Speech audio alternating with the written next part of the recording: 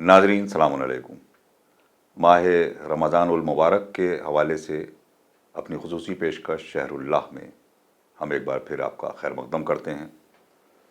आज हयात इमाम हसन अलैहिस्सलाम के कुछ अहम तरीन गोशों पर गुफ्तगू करने के लिए हमारे साथ मौजूद हैं हुज्जतुल इस्लाम वल मुस्लिमीन मौलाना सैयद अली हाशिम आब्दी साहब क़िबला। सिब्ते अकबर यानी सूरह कौसर की असल तफसीर, वो ताने अबतर देने वाले मलून ख़त्म हो गए और ये तफसीर सूरह कौसर आया भी और आने के बाद इसने अपनी ज़िम्मेदारियों को भी इसी तरीके से निभाया कि जो अबतर हैं उनके चेहरों को फाश कर दिया जाए। अजीब व गरीब हालात पैदा हो गए थे जनाब रसूल माब सल्लल्लाहु अलैहि वसल्लम की ज़िंदगी से ही, और अमीरुल मोमिनीन को बाकायदा उनका साबिक़ा पड़ा और आपने बहुत ही अहम तरीन महाज के ऊपर इन लोगों से दिफा करके, यानी पहल हर बार सिनफ़ मुखालिफ से ही हुई और अमीरुल मोमिनीन ने हत्तल इम्कान कोशिश की कि अपने आप को जंग से दूर रखें, मगर इतने नामुसाइल हालात पैदा हो गए कि उसके बिना पर अमीरुल मोमिनीन की हुकूमत के तकरीबन 4.5 बरस मुसलसल मुनाफिकों से जंग करते में गुजरे। तारीख़ इतनी ज़्यादा एक दूसरे से घुल मिल गई थी कि कुछ समझ में नहीं आता था कि हक़ानियत किधर है। और यहाँ तक भी हुआ कि जब जंग जमल हो रही थी तो उस वक्त बहुत ही ज़िम्मेदार किस्म के लोगों ने इसका एतराफ़ भी किया था कि मौला, हम आपके साथ इसलिए ना हो सके कि हमारी समझ में नहीं आता था कि हक़ दरअसल किधर है, जबकि जनाब रिसालत माब सल्लल्लाहु अलैहि वसल्लम साफ साफ बयान कर चुके थे कि अली का रास्ता ही हक़ है। अब जाहिर है कि इसी दौर में इब्न मुलजिम के हाथों अमीरुल मोमिनीन की शहादत और उसके बाद ये थकी हुई वो कौम को जो इस्लाम का परचम अपने हाथ में लिए हुए थी, वो इमाम हसन अलैहिस्सलाम को तख्त खिलाफत पर बैठाती है और दूसरी तरफ हमलों में अपनी ज़ाहिरी कामयाबी की बिना के ऊपर और शिद्दत आ चुकी थी। इमाम हसन अलैहिस्सलाम को जो सबसे अहम काम हमारे जैसे नाख़िश लोगों की नज़र से अगर देखा जाए तो ये था कि चेहरों पर से नकाब उल्टें और करबला की वो जो एक कलील सी तादाद है, उस तादाद तक इंसान को खुले जहन से पहुँचाएँ और ये बताएं कि कभी कसरत या क़िल्लत किसी फ़ैसले तक नहीं पहुँचाती, बल्कि आदमी का अज़्म, इस्तक़लाल, उसका दीन, उसकी मारिफत और उसकी इताअत आदमी को दर्जा कमाल तक पहुँचाती है। इसके लिए सख्त तरीन हालात का मुकाबला करते हुए इमाम हसन अलैहिस्सलाम ने अपनी ज़िंदगी को कामयाबी के साथ गुजारा, जो कि इमामत का दौर महज 10 बरस था, मगर ये कह सकते हैं कि आपने इस 10 बरस में क़यामत तक के लिए हक़ और बातिल की तारीख़ लिख दी। जनाब सलाम अलैकुम। वालेकुम अस्सलाम व रहमतुल्लाहि व बरकातुहू। अजीब अजीब बातें होती हैं कि इमाम हसन अलैहिस्सलाम ने हाकिम शाम की सुलह इसलिए कर ली थी कि इमाम हसन अलैहिस्सलाम उससे मुत्तफ़िक़ थे। मैं चाहता हूँ कि उन हकीकतों की तरफ आप इशारा करें कि जिससे पता चले कि ये सुलह जो थी ये एक मजबूरी भी थी और ये तय करेंगे वो सुलह के शराइत जो उस सादे कागज़ पर हाकिम शाम ने जो भेजा था, इमाम हसन अलैहिस्सलाम ने लिखी थी, उससे पता चलेगा कि दर हकीकत ये सुलह इमाम हसन अलैहिस्सलाम की हार थी या जीत थी। औज़ु बिल्लाहि मिनश शैतानिर रजीम, बिस्मिल्लाहिर रहमानिर रहीम। क़ाला रसूलुल्लाह सल्लल्लाहु अलैहि वसल्लम अल हसन वल हुसैन इमामान क़ामा औ क़ादा। रसूलुल्लाह सुभान सल्लल्लाहु अल्लाह। अलैहि वसल्लम ने फरमाया कि हसन और हुसैन इमाम हैं, चाहे वो क़याम करें या सुलह करें। सुभान अल्लाह, सुभान अल्लाह। अहम बात यह है कि किसी भी हुकूमत के लिए, किसी भी निज़ाम के लिए दो चीज़ें बहुत ज़रूरी हैं। ایک چیز کا نام مشروعیت ہے، دوسری چیز کا نام مقبولیت ہے۔ واہ! مشروعیت کا مطلب یہ ہے کہ اللہ کی جانب سے انسان کو منتخب کیا جائے ہدایت کے لیے، رہبری کے لیے۔ لیکن ایک انسان جس کو اللہ کی جانب سے انتخاب کیا گیا، مشروعیت حاصل ہے ہدایت و رہبری کے لیے، لیکن لوگ اسے نہیں قبول کر رہے ہیں، یعنی مقبولیت نہیں ہے، تو اب یہاں پر لوگوں کے اندر کی کمیاں ہیں، نہ کہ اس ہادی کے اندر کوئی معاذ اللہ۔ کیا کہنا ہے، سبحان اللہ! اللہ نے جناب امیر المومنین کی شکل میں ایک ہادی و رہبر بشریت کو، رہتی دنیا کو دیا، اور غدیر میں اس کا اعلان بھی ہوا۔ اب اس بشریت نے امیر المومنین کو نہیں مانا اور اپنے جیسے بلکہ اپنے سے بدتر کو اپنا حاکم و رہبر و پیشوا مان لیا، تو اس میں نہ تو امیر المومنین کے شان میں العیاذ باللہ کوئی کمی آئے گی، اور نہ ہی اس پروردگار کی کریمی اور رحمانیت میں کوئی کمی آئے گی۔ اسی طریقے سے امام حسن علیہ السلام خلیفہ تھے، حاکم تھے، ظاہری حاکم تھے۔ امیر المومنین کے بعد آپ حاکم بنے، 6 مہینے تک آپ نے حکومت بھی کی، لیکن جس چیز کا یہاں پہ فقدان تھا وہی فقدان بعد وفات رسول والا تھا، یا جو دوسرے تمام ائمہ کے ساتھ رہا، وہ وہی کہ مشروعیت میں کوئی کمی نہیں تھی۔ اللہ نے ان کو بشریت کا رہتی دنیا کے لیے ہادی و رہبر بنایا تھا، لیکن یہ بشریت نے ان کو قبول نہیں کیا، ان کو مقبولیت یہاں پر نہیں تھی۔ لہذا جب مقبولیت نہ ہو تو ایسے موقع پر اللہ کا منتخب ہادی، اللہ کا منتخب رہنما یا تو خانہ نشینی کر لیتا ہے، یا پھر وہ صلح کر لیتا ہے، یا حکمیت پہ مجبور ہو جاتا ہے۔ جی۔ لہذا امام حسن علیہ السلام نے بھی جو صلح کی ہے، اس میں بھی یہی بات پائی جاتی تھی کہ امام حسن علیہ السلام کا، چونکہ وہ جو زمانہ تھا جو فوجی تھے، پہلی بات یہ ہے کہ جو کوفے کے اندر لوگ رہتے تھے ان میں بھی کئی طرح کے لوگ تھے۔ ایک مختصر تعداد تھی جو کہ امیر المومنین اور اہل بیت کے شیعہ تھے، دوسری جو تعداد تھی وہ خوارج کی تھی۔ خوارج نہ امیر المومنین کے مخلص تھے اور نہ ہی امیر شام کے مخلص تھے، ان کو اپنے مفاد چاہیے تھے، لیکن چونکہ وہ حاکم شام کو زیر کرنا چاہتے تھے، لہذا وہ اہل بیت کے دامن سے لپٹ گئے، وہ بھی اپنی دنیا کے لیے لپٹے تھے۔ تیسرا طبقہ وہ تھا کہ تیسرے طبقے میں جو امیر شام و بنی امیہ کے افراد تھے، تو یہ بھلے ہی کوفے میں رہتے تھے لیکن یہ مخالف تھے، اور بھی کچھ لوگ ایسے تھے کہ جو بے طرف تھے، تو لہذا ان سے کوئی مطلب ہی نہیں تھا۔ امام حسن علیہ السلام کے لشکر میں بھی 2 طرح کے لوگ تھے۔ ایک وہ لوگ تھے کہ جو امام حسن علیہ السلام کے چاہنے والے تھے، جو امام حسن علیہ السلام کے کہنے پہ اپنی جان نچھاور کرنے والے تھے، جو امام حسن علیہ السلام کے کہنے پہ اپنا سب کچھ قربان کرنے والے تھے۔ لیکن دوسرا طبقہ وہ تھا کہ جو امام حسن علیہ السلام کو نہیں چاہتا تھا، وہ امام حسن علیہ السلام کی محبت کی وجہ سے نہیں آیا تھا، بلکہ وہ حاکم شام سے نفرت کی وجہ سے آیا تھا۔ بہت اچھی بات ہے، سبحان لہذا اللہ۔ وہ جو طبقہ تھا یہ صرف جنگ چاہتا تھا، اور یہ بہت خطرناک طبقہ ہے۔ اور یہ بہرحال ایسے موقع پر اگر آپ کے سامنے عرض کروں کہ ائمہ نے ہمیشہ ایسے افراد سے پرہیز کیا ہے۔ جب امیر المومنین کی حق کو غصب کیا گیا ہے، خلافت کو غصب کر دیا گیا ہے اور امیر المومنین گھر میں تھے، تو کہنے والا آیا جو کہ عرب کا ایک مشہور انسان تھا، وہ آیا اور اس کے بعد امیر المومنین سے کہتا ہے کہ اگر آپ اجازت دیں تو ابھی میں مدینے کو اپنے سواروں اور پیادوں سے بھر دوں گا، اور یہ جو سقیفہ میں آپ کے حق کو غصب کیا گیا ہے یہ میں آپ کو واپس کر دوں گا۔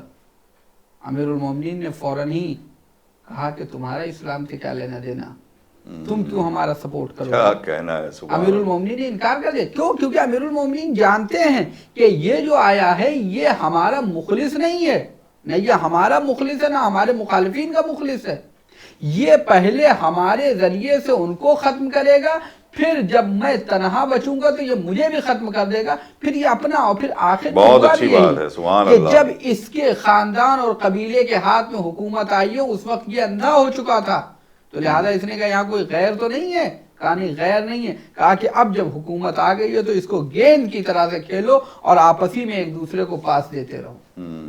تو لہذا ایسے موقع پر کہ جب کوئی چاہنے والا نہ ہو اور چاہنے والے بھی ہوں تو ایسے ان کے بارے میں کمزور معلوم عقیدے نہیں ہے۔ والے کے جو بک گئے ہوں، جو درہم و دینار کے سامنے بک گئے ہوں، اور جہاں پر ایک افواہ پھیلا دی جائے، کسی کے بھی مخلصین کے درمیان غلط فہمیاں پھیلا دی جائے، تمام یعنی جو حاکم شام نے جو پروپگنڈے کیے ہیں، جہاں کچھ افراد کو خریدا ہے، وہیں خود امام حسن علیہ السلام کے لشکر کے درمیان افواہ پھیلائی ہے، لوگوں کو امام سے بدگمان کیا ہے، اور پھر یہ خارجی سے جو پہلے سے امام سے بدگمان تھے، یعنی یہ تمام کے تمام چیزیں ایسی تھی کہ امام نے چاہا کہ اس کے ذریعے سے شیعوں کی جان کو محفوظ رکھا جائے، انسانیت کی جان کو محفوظ رکھا جائے، چاہنے والوں کی جان کو محفوظ رکھا جائے، جنگ سے لوگوں کو دور رکھا جائے۔ لہذا ان تمام چیزوں کے، اور پھر یہ جو خوارج کا جو خطرہ ہے، خوارج جو امیر شام سے مل کر، پہلے یہ امیر شام کے حاکم شام سے جنگ کے لیے نکلے تھے امام حسن علیہ السلام کے ساتھ،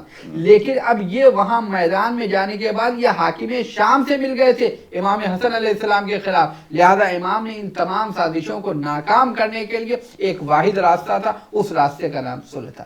سبحان اللہ سبحان اللہ۔ میں چاہتا ہوں کہ صلحوں کے شرائط کا آپ ذکر کریں، کیونکہ یہ اتنی قیمتی بات ہے کہ اگر امام حسن علیہ السلام کسی حاکم کو یہ کہہ کے حکومت دے رہے ہیں کہ تمہیں یہ کرنا ہے، تو اس کا مطلب یہ ہے کہ وہ چیزیں نہیں ہو رہی تھیں، یا اگر کہتے ہیں کہ یہ چیز تمہیں نہیں کرنا ہے تو اس کا مطلب یہ ہے کہ وہ چیزیں ہو رہی تھیں۔ میں چاہتا ہوں ان شرائط کا ذکر کریں جن کا ذکر ہمارے علماء نے، طرفین کے علماء نے جن کا ذکر کیا ہے۔ شرائط کا دیکھیے، حکمت ہر جگہ دشمن نے سازش کی اور اس سازش میں اپنی مکر و حیلے سے کام لیا، لیکن مکر و مکر اللہ واللہ خیر الماکرین۔ سبحان اللہ سبحان اللہ۔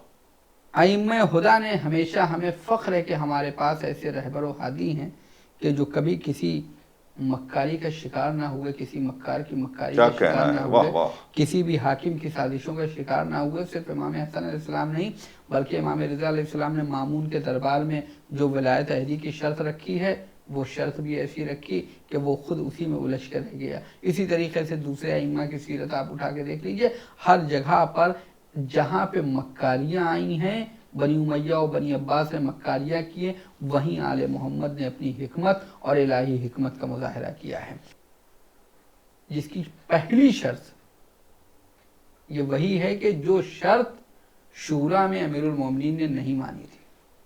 کیا کہنا ہے، سبحان اللہ سبحان۔ یعنی وہ شرط کیا تھی؟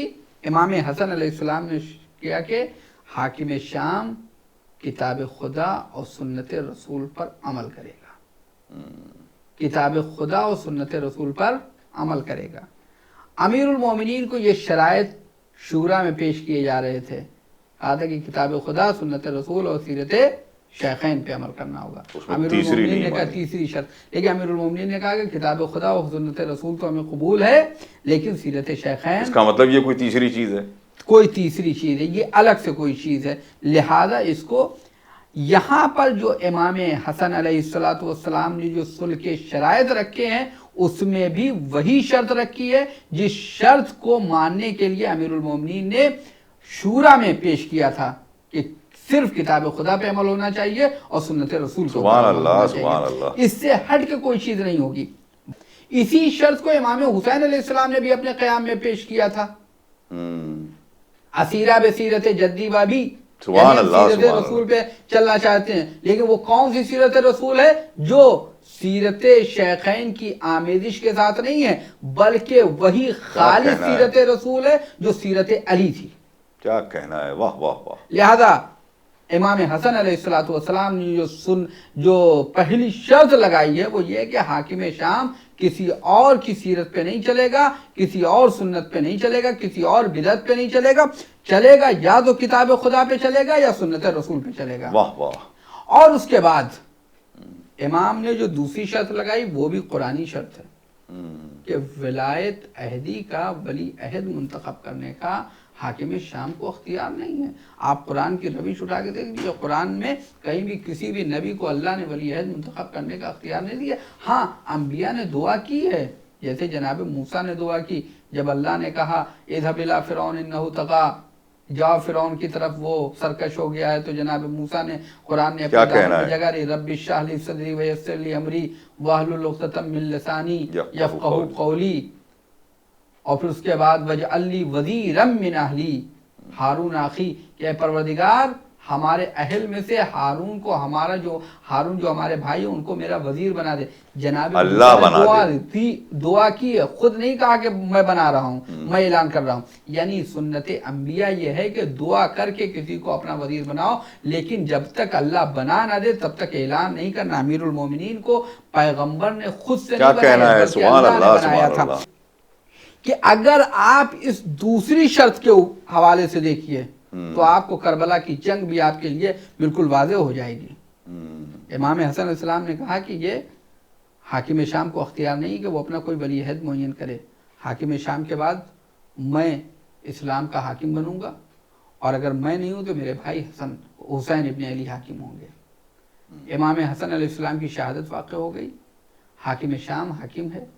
اب جب وہ دنیا سے جائے گا اور اس کو ولی عہد معین کرنے کا اختیار نہیں ہے صلح کے مطابق، اور وہ جب مرے گا تو اپنے آپ صلح کے شرائط کے مطابق امام حسین علیہ السلام حاکم اسلامی ہوں گے۔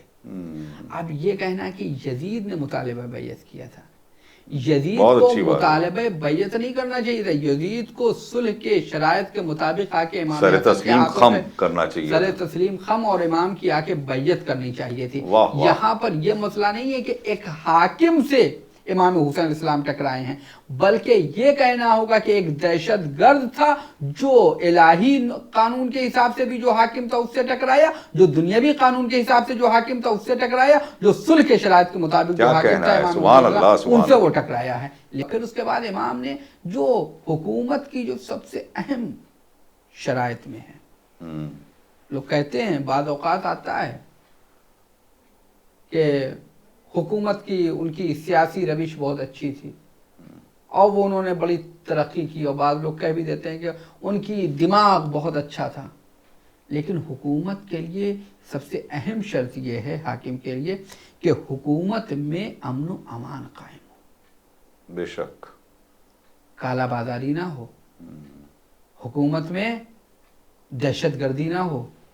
وہی حکومت کامیاب ہے جہاں پہ امن و امان قائم ہو۔ امام حسن علیہ السلام نے یہی شرط رکھی تھی کہ جو جہاں پہ بھی ہے، چاہے وہ مسلمان ہو، غیر مسلم ہو، چاہے امام کا چاہنے والا ہو، امام کا مخالف ہو، سب ہر جگہ امن و امان ہونا چاہیے۔ اور یہ شرط یہ بتا رہی ہے کہ اس سے پہلے نہیں تھی۔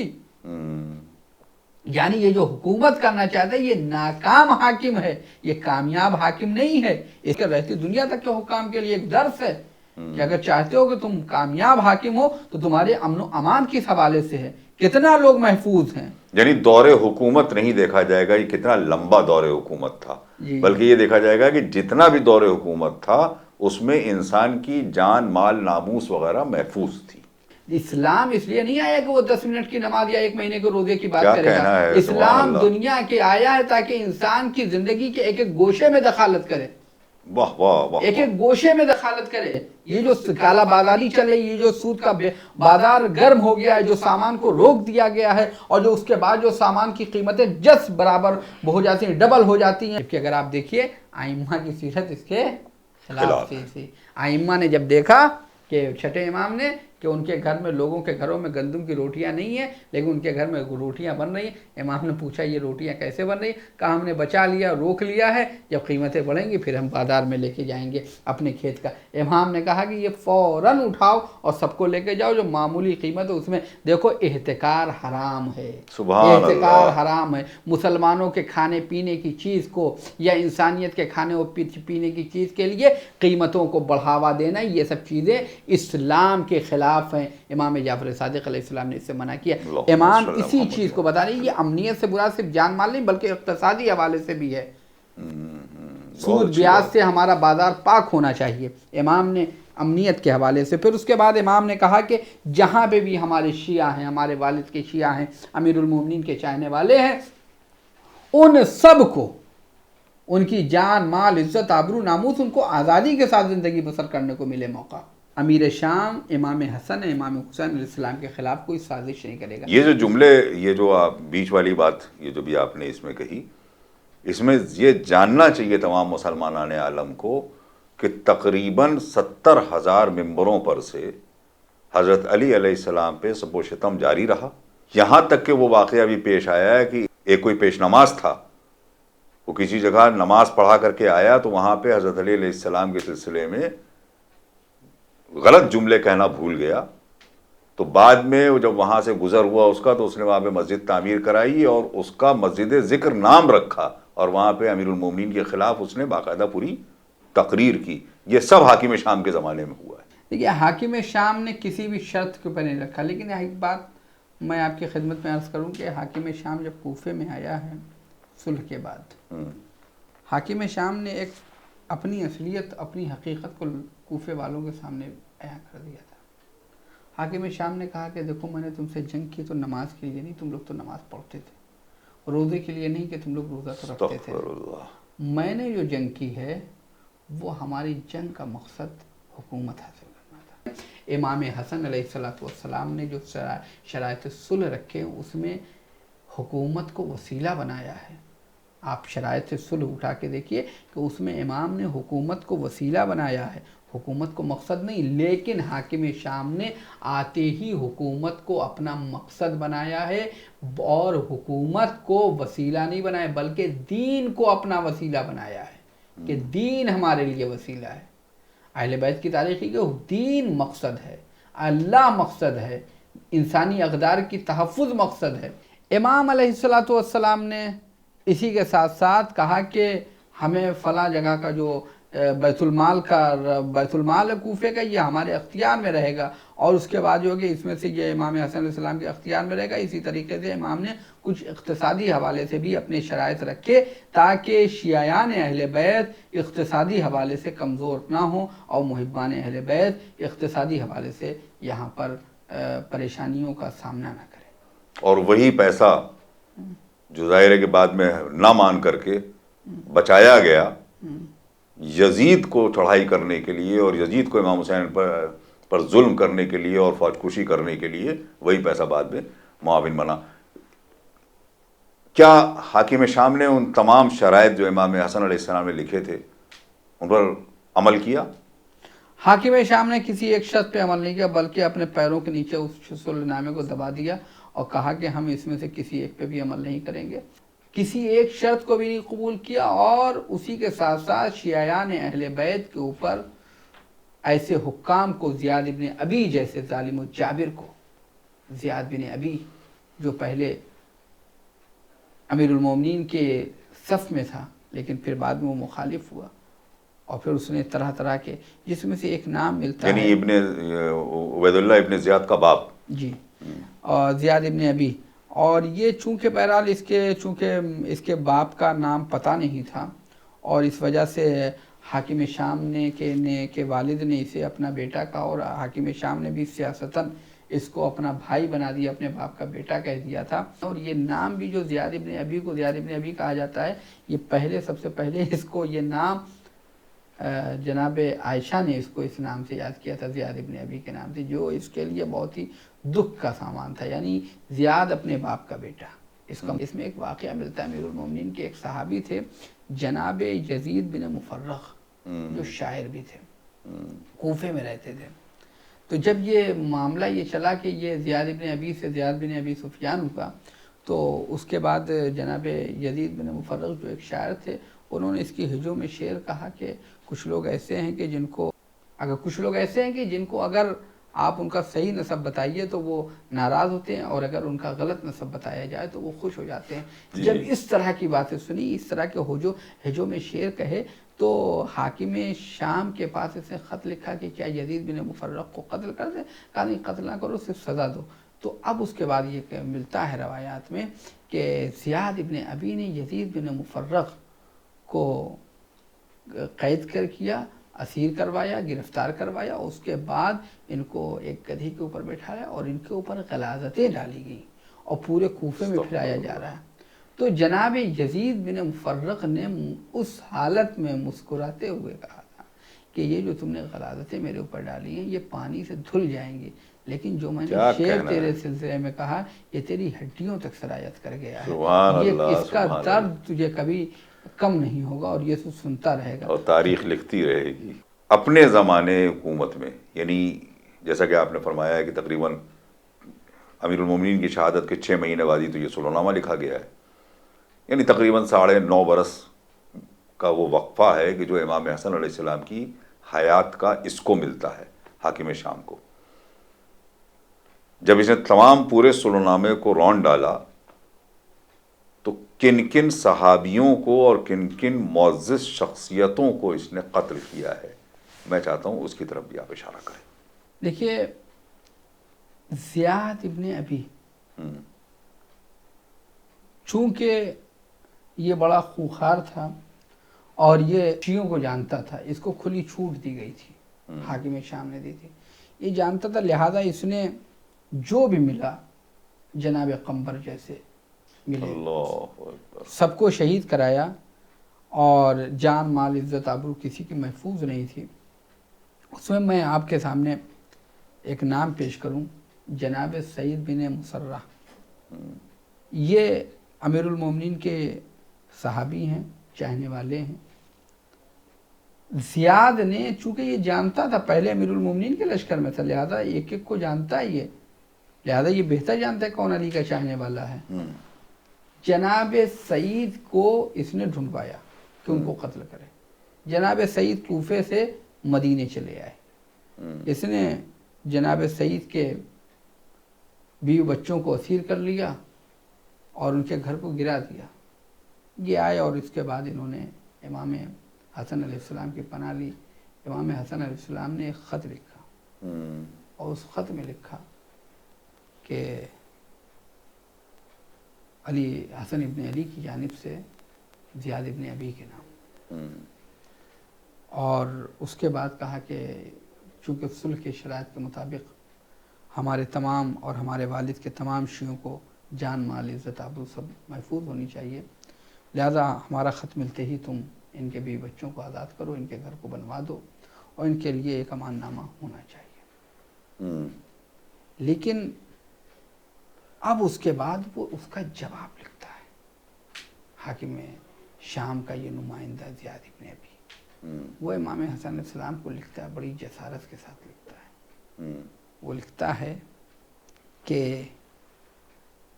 تم رعایا ہو اور ہم حاکم ہیں، لہذا تمہیں ہمارے لیے اپنے نام کو میرے نام سے پہلے نہیں لکھنا چاہیے تھا، پہلے میرا نام لکھتے بعد میں اپنا نام لکھتے۔ اور اس کے بعد جو امام نے لکھا تھا اس کو زیاد بن ابی سلمہ، زیاد بن سمیہ، اس کی ماں کے نام سے لکھا تھا، تو اس نے لکھا زیاد بن سمیہ الی حسن ابن فاطمہ، جناب سیدہ کا نام لکھا اس نے۔ اور اس کے بعد اس نے کہا کہ تم میرا خط ملتے ہی سعید کو ہماری طرف بھیجو، اگر میں اسے معاف کر دوں گا تو یہ ہماری حلم اور ہماری بزرگواری ہوگی، اور اگر میں نے اسے قتل کر دیا تو یہ تمہارے باپ کے بغض کی وجہ سے میں نے قتل کیا ہے، جو تمہارے باپ سے۔ تو یہ تمام کے تمام چیزیں اس نے لکھی۔ امام حسن علیہ السلام نے وہ ایک خط لکھا امیر شام کو اور کہا کہ میں نے تمہارے نمائندے سے تم سے یہ شرطیں ہوئی تھی اور تمہارے نمائندے سے میں نے اسی شرط کے اوپر یہ خط روانہ کیا جس نے یہ ہمیں جواب دیا ہے۔ اور اس کے بعد وہ خط بھی جو زیاد نے بھیجا تھا امام حسن، اس کو بھی اسی کے ساتھ بھیج دیا حاکم شام کے پاس۔ حاکم شام نے جب اس دونوں خطوں کو پڑھا ہے، امام حسن علیہ السلام کا شکایت نامہ اور زیاد کا، تو وہ لکھتا ہے کہ اے زیاد، تم نے یہ کیا کام کیا ہے؟ تم یہ کہہ رہے ہو کہ حسن پہلے تمہارا نام لکھیں بعد میں اپنا نام لکھیں، تو اللہ رسول نے ان کو آگے کیا ہے، ان کے نام کو بلندی عطا کی ہے۔ اور جو تم حسن ابن فاطمہ لکھ کر چاہتے ہو کہ حسن ابن فاطمہ کہنے سے ان کی شان کم ہو جائے گی، بلکہ ان کی شان عظمت بلند ہو جائے گی، کیونکہ ان کی والدہ رسول اللہ کی بیٹی ہیں، اور جو تم نے اپنا نام لکھا ہے اور جو تم اپنی ماں کا کہا، تمہاری ماں جو کہ عرب کی مشہور، کیا کہنا ہے، واہ واہ واہ، عرب کی مشہور بد کردار خاتون تھی، اور کہاں وہ رسول اللہ کی بیٹی ہیں، تم ان کا مقابلہ کر رہے ہو اس طرح سے تمہاری. اور پھر کہا کہ جو امام حسن علیہ السلام نے کہا ہے تم اس کے مطابق عمل کرو، اور انہوں نے جس کی سفارش کی اسے قبول کرو، اور ان کے گھر والوں کو تم رعایت دو، اور ان کو آزاد کرو، ان کے گھر کو بناؤ، اور ان کو امن و امان دو. اس طرح سے امام نے کچھ لوگوں کو بچایا بھی ہے. امیر المومنین کی شہادت کے بعد، امام حسن علیہ السلام کے صلح کے بعد بہت سے لوگوں کو بلایا ہے حاکم شام نے، ان کو انعام و اکرام سے نوازا، ان کو حاکم شام نے اپنے ہاتھوں سے ان کے چہرے کو دھلا ہے، ان کے چہرے کے اوپر خوشبو لگائی ہے، اور اس کے بعد کہا اچھا یہ بتاؤ تم نے مجھے کیسا پایا. فوراً ہی پیسوں کی تھولیاں پھینک کے فوراً چلے گئے. تم چاہتے ہو کہ میں تمہیں کیا علی سے کہنا افضل ہے، سمجھوں سبحان گا؟ اللہ سبحان اللہ. تم سمجھتے ہو کہ تمہارے ان تواضع انکساری سے میں علی کے برابر تمہیں سمجھوں گا؟ تم علی کے غلام قمبر کے بھی برابر نہیں ہیں. سبحان اللہ یہ سبحان اللہ. کہتے ہوئے پیسوں کے شفیع کو دیکھیں، حکومت انسان اپنے کو مقصد کو دیکھیں دنیاوی فائدے کے لیے اگر انسان ایک مخالف دین، مخالف قرآن، منکر اہل بیت، منکر شریعت کا اگر ساتھ دے کہ وقتی طور پہ ممکن ہے فائدہ ہو جائے، لیکن اگر کوئی اس کو ٹھکرا دے گا کہ اللہ اس سے راضی رہے، اس کا دین باقی رہے، تو وہ صدیاں گزر جائیں گی، پھر بھی جناب عدی بن حاتم اور جناب حجر بن عدی، جناب مالک اشتر کا نام ہمیشہ زندہ بے رہے گا. شک. امیر المومنین نے فرمایا تھا اپنے چاہنے والوں سے کہ تمہاری نفس کی قیمت صرف جنت ہے، سبحان اللہ تمہارے سبحان نفس اللہ، کی واہ قیمت واہ. صرف جنت ہے. لیکن انسان کو پتہ بھی نہیں چلتا ہے، اور وہ دنیاوی مفاد کے لیے کوڑیوں کے بھاؤ بک جاتا ہے، اور اس بے کو شک. پتہ بھی نہیں چلتا ہے کہ وہ کیا ہے. لیکن اہل بیت کے چاہنے والے ہمیشہ اپنے کو محفوظ رکھا، سبحان اللہ. اپنی عزت کو باقی رکھا. یقینی طور پر یہی ہے شان محبان اہل بیت علیہ السلام، شان محبان مولائے کائنات. جتنا زیادہ دنیا ان کو مٹاتی جاتی ہے اتنے ہی یہ سر بلند ہوتے چلے جاتے ہیں، اور اتنے ہی یہ زندہ جاوید ہوتے چلے جاتے ہیں. آئیے ہم اپنے اسی امام کے صدقے سے، اسی امام کے وسیلے سے یہ دعا مانگیں کہ جس نے حقیقی معنوں میں اپنے دور امامت میں اس حق اور اس باطل کا امتیاز کرایا ہے کہ جس کی وجہ سے امام حسین علیہ السلام کو کربلا سجانے کا موقع ملا، اور کربلا ایسی کربلا سجائی کہ کربلا کے ایک ایک شہید کو ہمارا موجودہ امام، ہمارے امام زمانہ علیہ السلام سلام کرتے نظر آتے ہیں اور کہتے ہوئے نظر آتے ہیں کہ میرے ماں باپ تم پر فدا ہو جائیں. اے کاش انہی انصاران حسین کے پیروں کی خاک بن کر ہم بھی اس دنیا میں سربلندی کے ساتھ جئیں اور مریں. خدا حافظ و ناصر. والسلام علیکم ورحمۃ اللہ وبرکاتہ.